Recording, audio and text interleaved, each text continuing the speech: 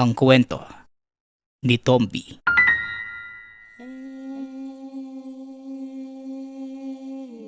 Ang kwentong ito ay hango sa totoong buhay. Mula ito sa isa nating tagapakinig. Karanasan ito ni Simon. Walang eksaktong taon. Probinsya ng Antique. Ng mga panahong yun, malalim ang hiningang nahugot ni Simon ng maisahan. Maayos ang usapan nila ni Mang Reynante. Ngunit hindi siya nito sinipot. 7 oras ang ginugol niya sa paglalakad. Hirap na hirap sa pagpasa ng buslo na naglalaman na mahigit 10 kilong luya. Dumating ito sa oras na napag-usapan. Ngunit sumapit na lamang ang hapon.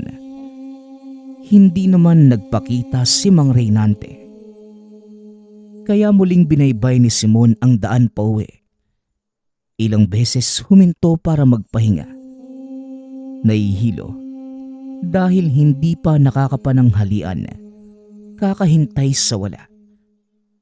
Dagdag pa ang napakainit na panahon sa nararamdamang pagod. Nang makahanap ng pwesto, ibinaba ang buhat-buhat na buslo at saka nagmamadaling sumuot sa kagubatan para makahanap ng bungang makakain. Sakto namang may puno ng bayabas sa lugar. Ito na lamang ang pinagtiyagaan. Habang nakaupo sa tabi ng daan, napansin ni Simon ang isang kalabaw. Malaki ito at punong-puno ng putik ang buong katawan. Kumakain ng damo ngunit nasa kanya ang titig. Binaliwala lamang sa pag-aakalang merong may-ari nito at baka iniwan sandali para kumain. Itong bayabas, gusto mo? Itong hinugo para madaling nguyain? Nasan ba yung nagbabantay sa'yo? Nakawala ka yata sa tali. Wika ng binatang si Simon. Kinakausap nito ang kalabaw habang sinusubuan ng hinog na bunga. Tumabi ito sa kanya. Kinakabahan din na baka makita siya ng may-ari at pagbintangan pang magnanakaw. Kaya dali-dali niya itong itinaboy. Bumalik ka na nga dun. Kung saan ka itinali ng amo mo? Mamaya, paratangan pa akong magnanakaw eh. Doon ka na. Huwag ka rito. Wika ni Simon. Subalit kahit anong pagtataboy ang gawin, nanatili lamang ito sa kanyang tabi. Nagpapabigat. Hindi natitinag sa paulit-ulit na pagtulak. Abay, lokong kalabaw ka. Gusto mo yatang pagalitan ako ng amo mo ah. Doon ka na kasi. Umalis ka na nga. Wika ni Simon. Dali-daling muling kinarga ni Simon ang buslo. Saka nagmamadaling naglakad. Ngunit pagkarating sa unahan ay nakasunod pa rin sa kanya ang kalabaw. Hindi niya ito pinansin. Humakbang ng humakbang kaso nga lang, ayaw siya nitong tigilan. Sumama pa ito hanggang sa tahanan. Simon, bakit dala mo pa yung luya? Hindi ka ba sinipot ni Mang Reynante? Ano naman itong kalabaw na ito? Tanong ng nakakatandang kapatid na tawagin na lang natin sa pangalang Ibrahim. Alam mo kuya, loko-loko yung Reynante na yun. Nangungulit pa nung nakaraan. Mabentahan lang ng luya tapos ngayon nabumaba ako ng bundok para magbigay. Hindi naman sumipot. Kamuntikan pa ako mahimatay dahil sa pagod, gutom at init. Ito namang kalabaw. Abay ewan ko ba dyan? Nakasalubong ko lang yan sa daan tapos sumunod hanggang dito. Wala namang sigurong may-ari eh. Wala kasing tali nakasabit sa leeg niya. Tugon ni Simon. Sinuri ni Ibrahim ang kalabaw. Wala namang kahina-hinala doon. Inisip na lamang na baka pinaghinalaan ng kalabaw ang kapatid na may-ari kaya sumama. Baka naman, napagkamalan kang amo ng kalabaw kaya ayaw humiwalay sa'yo. Aba ayos ah, malaki ang kalabaw na ito. Balaman, tapos mabigat. Lampas 10 taon na siguro kasi matanda na yung itsura eh. Matigas yung sungay. Saan banda mo ba ito nahanap? Tanong ni Ibrahim. Kuya, ako nga kamo yung nahanap niyan. Nagpapahinga lang ako sa tabi ng daan dahil sa pagkapagod tapos biglayang lumitaw. Tinitigan pa nga ako eh. Parang nanghuhusga ng pagkatao. Dito na nga muna yan sa atin. Kung may maghanap, edi isasauli natin. Maiba tayo kuya. Huwag ka nang magpauto kay Mang Reynante ha. Hindi madali na bumaba ng bundok. Mabigat pa yung pasan. Tapos masasayang pa itong mga luya kung walang ibang bibili. Ang dami pa naman. Tugon ni Simon. Hindi ko nga rin alam kung ano talaga yung totoong dahilan ng taong yan para gawin sa atin ang ganito. Ilang beses na tayong pinaglololoko. Tapos sasabihin niyang nakalimutan. Hindi na kukunin yung mga luya dahil matagal nang nahukay. Masyadong mapili. Gusto yung bagong ani pero siya naman itong hindi tumutupad sa usapan. O ikaw Simon, wala ka naman sigurong atraso sa kanya no? Baka kasi may mali tayong nagawa kaya ginagantihan tayo sa ganitong pamamaraan. Wala namang kuya. Ilang beses ko nga lang siyang nakaharap eh. Tapos palagi pang nagmamadali. Hindi pa nga umaabot ng 1 oras yung pag-uusap. Baka ikaw ang may atraso kuya. Alalahanin mo nga maigi. Wala rin ako matandaan eh. Hayaan mo na nga. Baka sadyang nagkataon lang. Huwag na nating isipin. Basta sa susunod hindi na tayo magbebenta sa taong yun. Sinasayang yung oras at lakas natin eh. Ipapasok ko na lang itong luya sa loob. Ikaw naman, yang kalabaw ang hanapan mo ng tali. Tapos dyan mo sa silong ilagay. Pag-uusap ng magkapatid. Matapos matalian ang kalabaw, binigyan niya ng damo upang makakain. Pumasok na rin si Simon ng tahanan at nagpahinga. Lumipas ang ilang oras. Pareho silang naalimpungatan nang madinig ang kaluskos mula sa labas. Galing ito sa taniman ng luya. Dali-daling nagsindi ng sulo si Simon. Nagbitbit na rin ang itak at saka lumabas. Sumunod na din ang kuyang si Ibrahim. Pagkarating sa taniman, may naabutan silang anino. Nagbubungkal na para bang may kung anong nilalang na dumaan sa ilalim. Nasira ang lahat ng pananim. Napatingin sila sa dulo. Hindi abot ng liwanag ng sulo, ngunit naaaninag pa rin ang figura ng nilalang. Aswang na may wangis kagaya sa aso, subalit higit na mas malaki. Lumilitaw sa kadiliman ang nanlilisik nitong mga mata. Hindi nagtagal. Gumawa ito ng hukay at saka inararo ang lupa. Buong taniman ang nawasak. Kung hindi pa nga tumabi ang magkapatid, pati sila ay titilapon sa pagdaan nito sa tapat.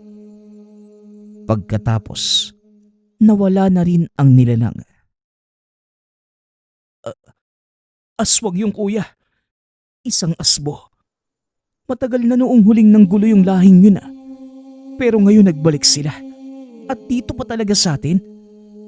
Hindi na nga kinuha ni Mang Reynante yung mga luya. Winasak pa yung taniman natin. Wika ni Simon. Huwag kang mag-alala, Simon. Ang importante, walang nasaktan sa atin. Mabuti at napansin mo dahil kung hindi, pati tayo madadamay. Tugon ni Ibrahim. Pagkabalik sa tahanan, naabutan nila ang kalabaw. Malalakas ang pag-atungal. Gustong-gustong makawala sa tali. Dali-dali naman itong pinakawala ni Simon. Nagtatakbo sa bakuran ang kalabaw. Wala pa ring tigil sa pag-iingay. Sinusuwag pa nga nito ang hangin. Hoy Simon, ano na naman yung problema ng isang yan? Ang himbing lang ng tulog niyang kanina tapos ito naman nagwawala. Tanong ni Ibrahim. Mauna ka na sa pagpasok, kuya. Hintayin ko lang na kumalma para maitali ko ulit. Tugon ni Simon. Pinanood niya ang kalabaw na walang tigil sa pagwawala. Takbo ng takbo na para bang may nakitang naging dahilan para magkaganon. Sinuri ni Simon ang paligid. Wala namang kahinahinala. Lumipas ang ilang sandali. Kumalma din ang kalabaw at binalik sa pagkakatali. Kinabukasan, nakapamewang pa na tinatanaw ni Simon ang buong taniman. Nabungkal ang lupa. Wasak ang lahat ng pananim. Pinong-pino ang mga luya na parabang tinadtad. Mas lalong nagtaka dahil ang kalapit na taniman, hindi namang ginambala. Tanging ang kanila lamang. O Simon, ano bang nangyari dito? Sa lagay na to parang sinadya. Parang inararo ng higanting higad kasi ang lalim ng pagkakabungkal. Wika ni Tiboy. Kapitbahay na magsasaka rin. Yan nga yung hindi namin masagot ni Kuya. Kasi pati kami naguguluhan din. Pero Tiboy, may alam ka ba tungkol sa aswang na asbo? Ito yung lahi ng nilalang na nag-aanyong malaking aso. Yun mismo yung nakita namin kagabi ni Kuya. Napatitig pa nga sa amin eh. Pero hindi naman kami sinaktan. Itong taniman lang talaga yung ginambala. Tugon ni Simon. Asbo ba ka mo? Naku, delikadong aswang yan. Sa lupa dadaan tapos ang hirap patayin. Huli kong nabalitaan na mayroong nanggagambalang ganyan. Maraming taon na yun nakalilipas. Kaso wala akong kaalaman sa nilalang na yun eh. Muling wika ni Tiboy. Napabuntong hininga na lamang si Simon. Sinimulan na ang paglilinis ng taniman. Pinili ang bungang mapapakinabangan pa. Pagsapit ng hapon dumating si Reynante. Wala pa ring pinagbago. Napakayabang pa nito sakay ng motorsiklo. Nakasalamin. Kahit hindi naman mataas ang sikat ng araw. Hoy Simon, magandang hapon sa inyong dalawa. Nasaan ang luya ko? Pasensya na kayo ha. May kasiyahan kasi sa bahay kahapon, kaya nakalimutan ko ang usapan. Hindi ko na pala kukunin pero babayaran ko. Kawawa naman kayo eh. Pinaghirapan nyo ang mga yon. Tapos napagod pa kayo para bumaba ng bundok at buhati ng 10 kilo ng luya. Mabigat din yun ano? Wika ni Mang Reynante. Kagad namang narindi sina Simon at Ibrahim sa malakas nitong boses. Hoy tanda, sa susunod sa iba ka na lang bumili. Nasasayang lang kasi yung oras namin eh. Pati yung mga luya. Hindi mo naman pala kukunin. Tugon ni Ibrahim. Kaya nga babayaran ko. Alang-alang sa pagsisikap niyong magkapatid. Siya nga pala. Bakit parang ang daming sirang luya? Hindi na ba kagandahan kagaya nung unang pananim ninyo? Tama nga pala yung pasya kong hindi nakunin. Sira-sira naman pala. Nasira lang naman to dahil may perwisyong nilalang na sumira sa mga to. Malaman ko lang talaga kung sino. Tatadtarin ko siya ng pinong-pino, kagaya ng ginawa niya sa mga luya ko. Wika ni Simon. Hindi na nag-abalang tumingin sa panauhin. Nakatitig lamang sa mga sirang luya. Matatakot na ba yung nilalang na yon? Kayo naman, masyadong magagalitin. Kaya pinaglalaroan dahil nakakatawa yung reaksyon yung dalawa. Kalma lang. Kayo naman, ito pala yung bayad. Pasensya na pala sa istorbo. Wika ni Mang Reynante. Hindi nagustuhan ng magkapatid ang tono ng pananalita nito. Nagpintig ang tenga nila. Tumalikod na si Mang Reynante ngunit bago makasampa sa motorsiklo, sinuwag ito ng kalabaw. Sa sobrang lakas, natumba at tumama ang ulo sa motor. Galit itong bumangon. Binalingan ang kalabaw. Ngunit sinuwag lang din ng sinuwag hanggang sa nagdurugo na ang binti. Kaninong kalabaw ito? At ang lakas ng loob na suwagin ako Sige kalabaw, isa pa at gagawin kitang kaldereta. Sigaw ni Mang Reynante. Dali-dali namang inilayo ni Simon ang kalabaw. Hinawakang mabuti upang hindi na makalapit sa matanda. Yan, ang sama kasi ng ugali mo, kaya pati kalabaw nagalit sa'yo. Kumakaasta ka parang kung sino ka Matanda ka na, pero parang wala kang pinagkatandaan. Umalis ka na nga tanda, bago ko pakawalan tong kalabaw na to. Wika ni Simon. Nagpipigil ng galit si Mang Reynante. Hawak-hawak ang noo na duguan dahil sa pagkakabagok at paika-ikang naglakad. Pinaharurot ang motorsiklo paalis ng lugar. Nagtatakang napatingin ang mga kapitbahay sa lakas ng ingay. Alam mo, buti nga sa taong yun Masyado kasi naghahari-harian. Simon, Ibrahim, matuto nga kayong lumaban sa walang hiyang yun. Matanda na. Parang wala ngang pinagkatandaan Wika ni Tiboy na napadaan lamang sa bakuran. Huli na yan Sinabihan ko nga nasa iba na lang bumili ng luya kung sakaling gustuhin pa niya. Masyado na siyang perwisyo Tugon ni Ibrahim. Sa kabilang banda, hindi maiwasang matuwa ni Simon sa ginawa ng kalabaw. Bilang pasasalamat sa pagtatanggol na ginawa, pinakain niya ito ng pinakain. Ayos ka rin Hindi ko inaasahan yun. Ang galing mo. Sa susunod namang gulo si Mang Reynante dito, ikaw na ang bahala May tapang ka palang itinatago Wika ni Simon. Hinahagod niya ang leeg ng kalabaw. Napabitaw rin nang makitang tumango na para bang naiintindihan ng sinabi. Halos mapaupo pa sa lupa sa kinatatayuan. Sinuwag ka rin ba ng kalabaw? Pasaway pala yan Pagkatapos ni Mang Reynante, ikaw naman. Kung magpapatuloy siyang ganyan, pakawalan mo na. Ihatid mo na lang kung saan mo nakita. Baka mamaya, malala pa yung gawin malaki pa naman yan.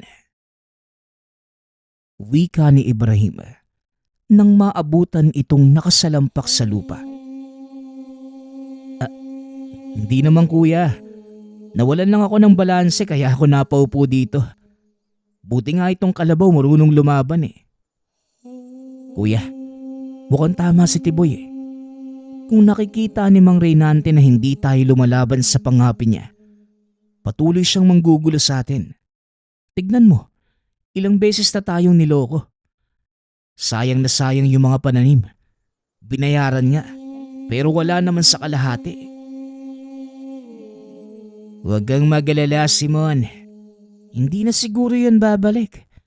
Sinabihan ko nang sa iba na lang bumili.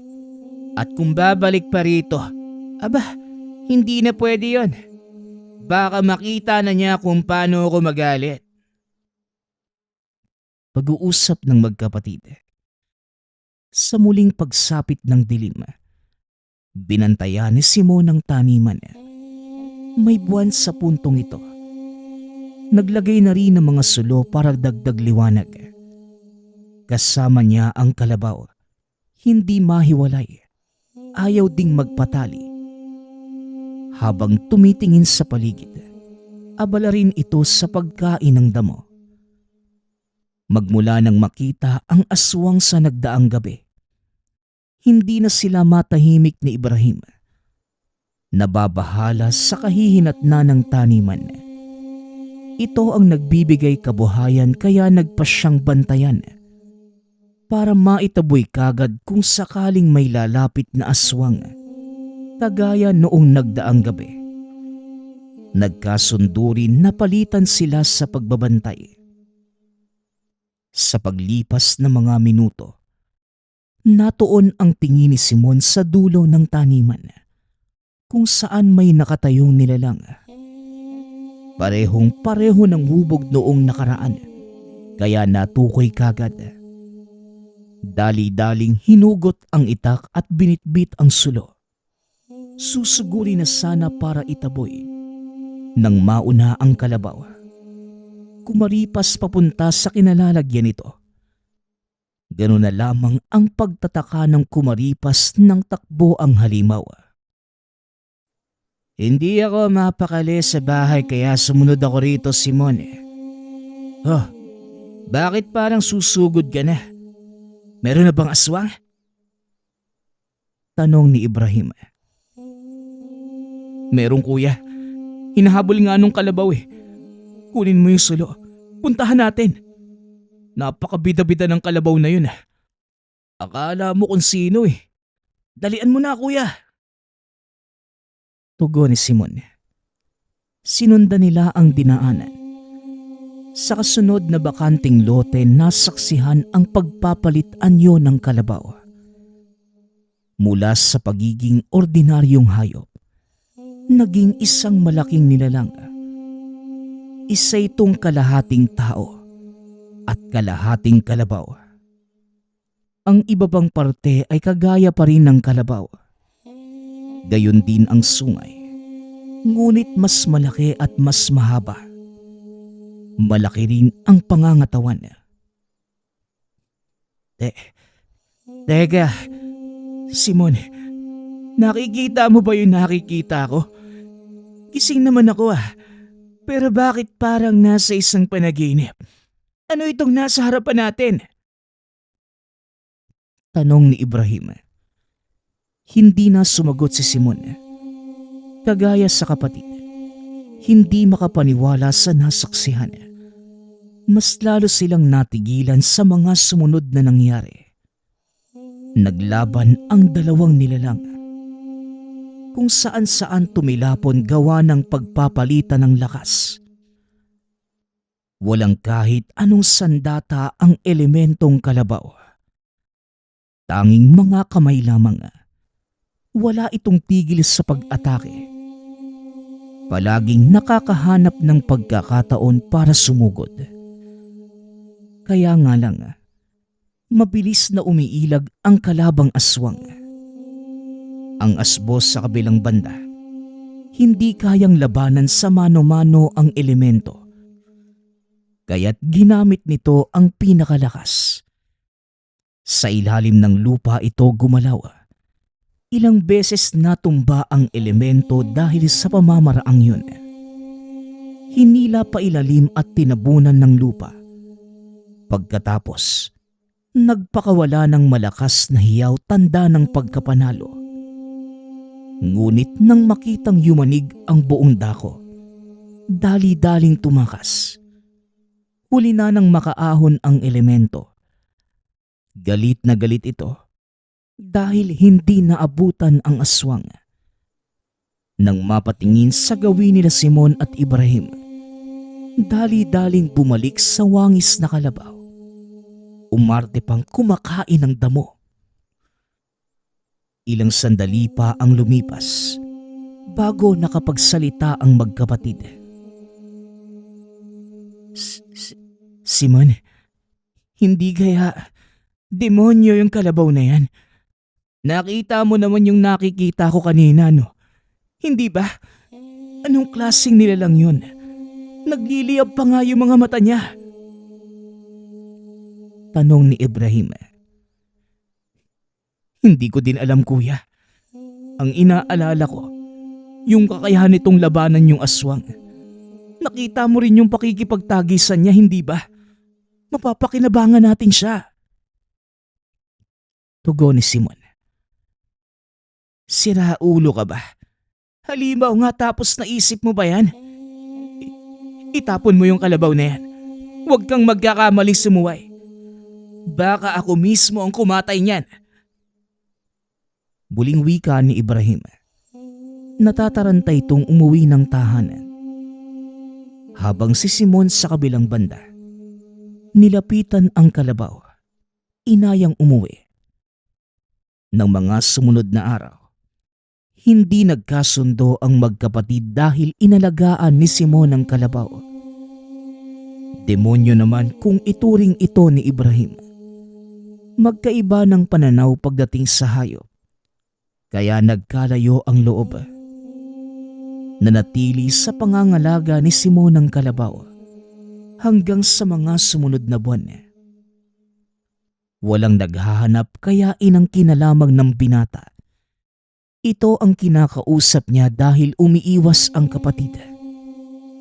Nang mga panahong ding yun, tanging ang kalabaw lamang ang katuwang pagdating kay Mang Reynante. Wala pa rin itong tigil sa panggugulo dahil sa bakas ng sugat sa katawan at sa reaksyon ng kalabaw sa tuwing nakikita. Nagdududa si Simon na baka ito din yung aswang na asbo. Sumapit din ang puntong nalaman ang totoo noong araw na may dumaang naglalako ng langis kontra sa mga masasamang elemento. Sumaktong nasa malapitan si Mang Reynante. Kumulo ang langis. Dali-dali pang umalis nang mapansin ang maglalako. Hoy iho, madalas ba yung taong yun dito? Huwag kayong magpapakampante sa paglapit at pakikipagsalamuha. Aswang siya. Naubos ang langis na dala ko. Ibig sabihin lang, may aswang dahil kumulo. Sa tingin ko hindi kayo titigilan nun. Mag-iingat kayo. Wika ng maglalako. Napahugot na lamang ng hininga si Simon. Naalala bigla ang nangyari maraming taon na ang nakalilipas. Noong nabubuhay pa ang ama. Mga nasa edad 8 pa lamang ito. May nakasagupang aswang ang ama. Sa katunayan, 2 yun. Tila magkapatid. Napatay ng ama ang isa. Ngunit nakatakas naman ang isa pa. Kaya hindi rin maiwasang maisip ni Simon na baka yung isang aswang ay si Mang Reynante. Bumalik para maghiganti sa kanila. Ibrahim, naalala mo yung pinuksang aswang ni tatay noong araw? Hindi ba 2 yun? Ang sabi pa nga ni tatay, napatay niya yung isa habang yung isa naman nakatakas, di ba? Naisip ko, baka si Mang Reynante yun. Kaya tayo ginagantihan. Wika ni Simon. Huwag mo akong kausapin, Simon. Doon ka sa kalabaw mong demonyo. Marami pa akong gawain dito sa taniman. Tugon ni Ibrahim. Napabuntong hininga si Simon sa narinig na sagot. Kuya, hindi na tayo mga bata kaya umayos ka nga. Pangit ka na nga. Pumapangit ka pa lalo dahil sa pagtatampo mo. Hindi kaya bagay sa'yo. Ang laki-laki mong tao eh. Seryoso ko kuya. Duda nga ako na si Mang Reynante nga yung isang yun. Bigla na lang siyang dumating sa buhay natin eh. At tignan mo kuya. Sa dinami-rami na nagtitinda ng luya dito. Sa atin pa talaga. Malayong malayo tayo kumpara sa sityo ni Namang Nanding na naroon sa ibaba ng bundok. Sinadya niya talagang lumapit sa atin para maningil sa ginawa ni tatay sa tatay niya. Muling wika ni Simon. Kung tama ang hinala mo, nasa delikadong kalagayan pala tayo. Aswang siya. Sabi mo, anong laban natin kung susugurin tayo? Kamatayan lang ang aabuti natin ito. Tugon ni Ibrahim. Nag-aalala na rin ito sa kalagayan nilang magkapatid. Hindi tayo matatalo ng aswang na si Mang Reynante. May panlaban tayo. Yung kalabaw. Nakita natin kung paano niya kinalaban yung aswang sa gabing yun. Sigurado ako magpapalit din siya ng anyo kapag gagawan tayo ng masama ni Mang Reynante. Inaatake nga kahit makita lang sa daan eh. Paano pa kaya kung susugod siya sa ganap na anyo? Ayos ka rin eh, no? Naisip mo talagang gamitin ang demonyo mong kalabaw. Ilang ulit ko nang sinabing itaboy mo yan bago pa tayo baliktarin. Sa ngayon, baka nagbabait-baitan pa. Eh malay natin sa susunod, tayo na yung gawing pagkain. Kaya nga kuya, sasamantalahin na natin yung pagkakataon bago pa tayo unahan. Pupuntahan ko si Mang Reynante sa kanila at dadalhin ko yung kalabaw ko. Hindi ako mapalagay hanggat nabubuhay yung taong yan. Lalo na't sa paglipas ng araw, napapadalas yung pagsugod sa atin. Tapos yung taniman may pabalik-balik na nilalang. Naging maingat pa.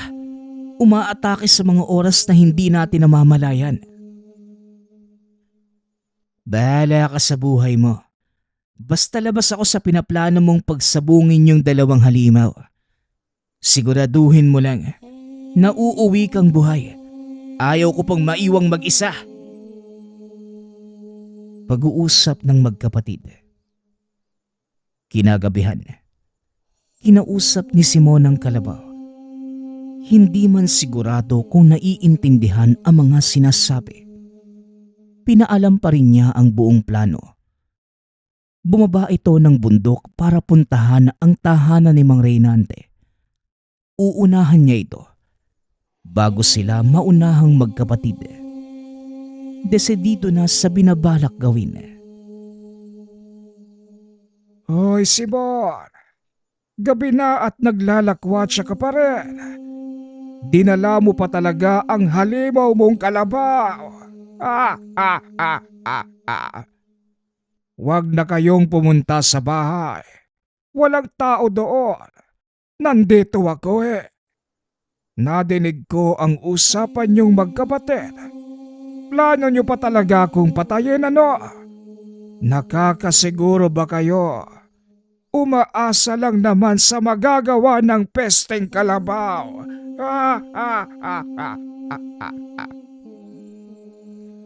Wika ni Mang Reynante. Sabay duro sa kalabaw. Napaigtad sa gulat si Simon nang magsalita ito. Lumabas mula sa likuran ng puno sa tabi ng daan. Hindi naman mapirme sa kinalalagyan ng kalabaw. Umatungal at nagtatatalon. Patuloy pa ito sa pag-ungol. O Mang Reynante, nandiyan ka pala? Bakit parang natatakot ka sa kalabaw? Eh kalabaw lang naman to ah. Tanong ni Simon. Hindi ako tanga, Simon. Isa yang elemento na nagtatago sa katawan ng kalabaw. Nagkaharap na kami, kaya wag mo kong sagutin ng ganyan. Kamuntikan pa nga ako eh. Mabuti mabilis akong nakatakas. Kung gusto mo kong patayin, mano-mano, walang gamitan ng ibang elemento. Walang gamitan. Eh hindi ba aswang ka, Mang Reynante? Niloloko mo yata ako eh. Paano magiging mano-mano yung laban, Aber? Aminin mo nga, bakit mo kami ginugulo? Dati yung pananim lang. Iniisahan mo kami sa bawat transaksyon. Pero sa mga nakaraang araw, pati buhay namin pinagbabantaan mo. Ano bang problema mo? Ha? Akala mo naman, hindi alam. Nagtatanong ka pa talaga. Pinatay ng tatay mo ang kapatid ko. Hindi ako pwedeng magkamali.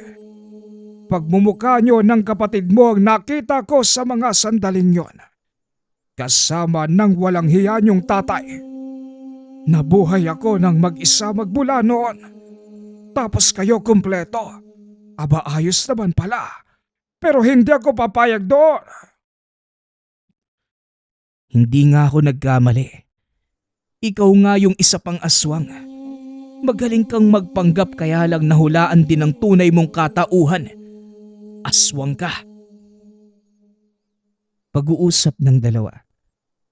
Pagkatapos ng pag-uusap, hindi na nagpigil pa si Mang Reynante. Nagpalit ito ng anyo. Sa kadali-daling bumaon sa ilalim ng lupa. Inararo ang kinatatayuan ni Simon. Umahon at saka inatake ang kalabaw. Sa kabilang banda naman, naging alisto ang engkantong kalabaw. Nagpalit din ng anyo at sinalubong ang aswang. Nasa kalito at kagad sinuntok ng malakas. Napaatras ang nilalang ng magtamo ng sugat. Sinundan pa ang pag-atake. Muling tinamaan. Kahit nadaplis ay napuruhan. Napahiyaw ang aswang habang hawak-hawak ang dugoong mata. Tumigil ito sa pagsugod dahil sa iniindang sugat. Napaluhod ng masuntok sa binti. Hindi na makatayo dahil halos madurog ang buto sa lakas ng pagkakatama.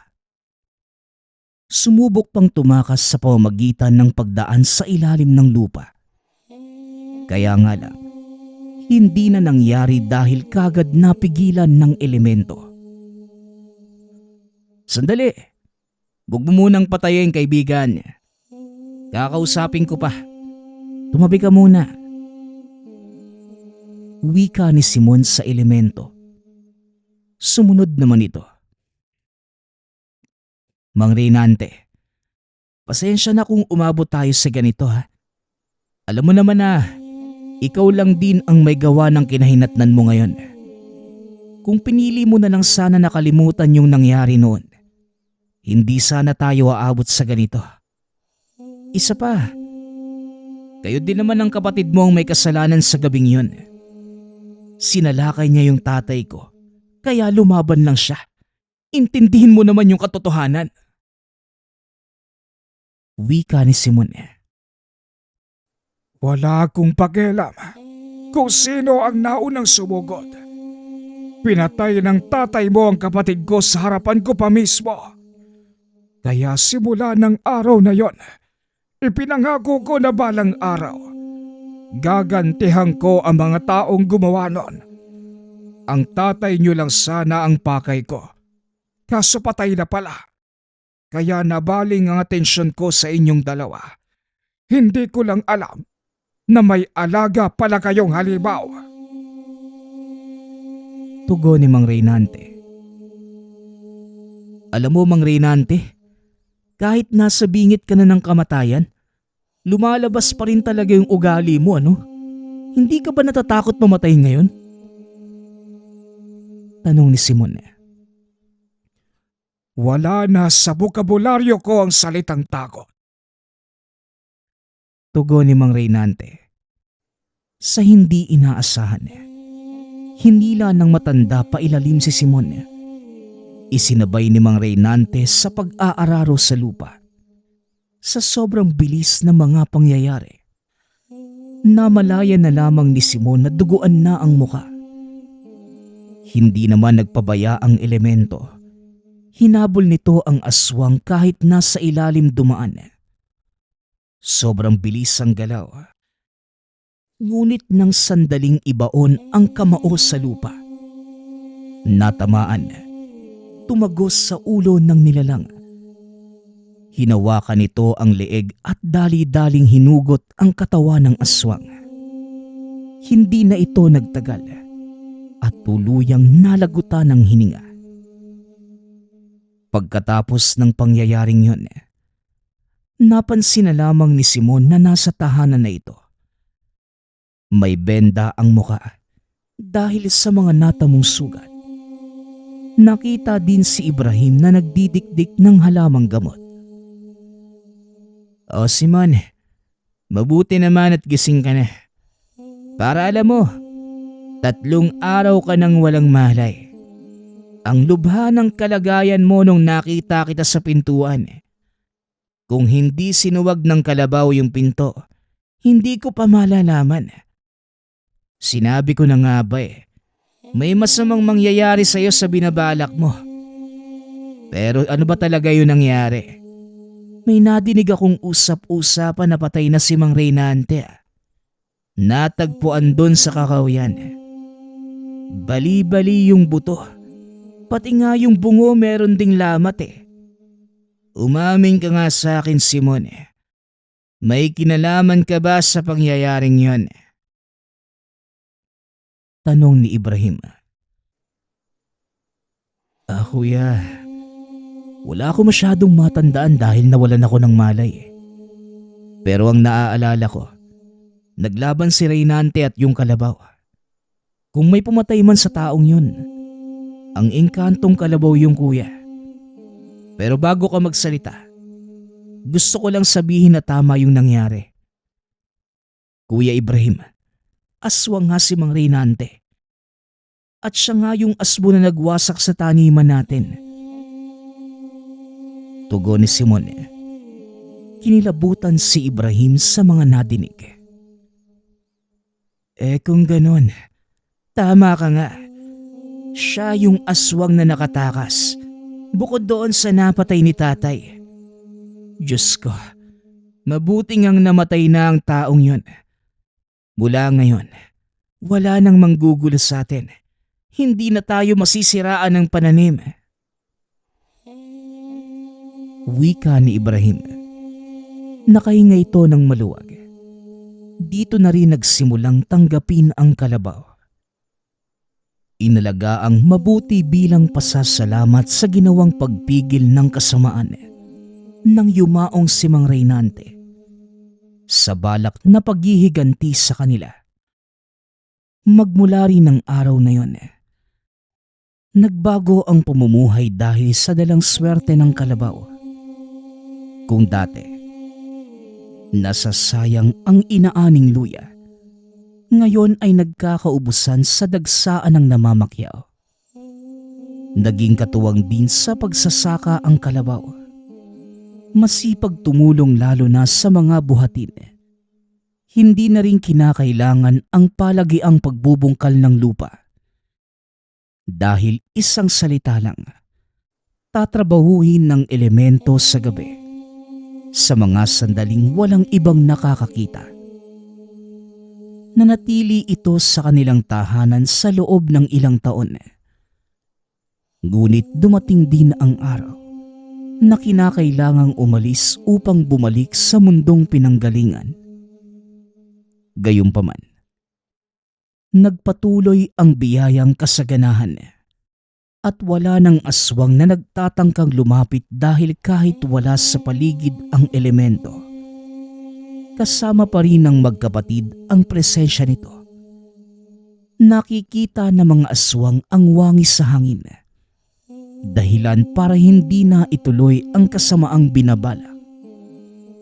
Sa madaling salita, hindi man kasama ng kapatid sa pisikal na anyo, patuloy pa rin silang binabantayan ng engkantong kalabaw.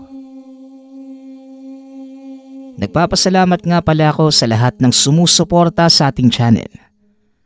Nawa ay patuloy niyong suportahan at pakinggan ang ating mga kwento.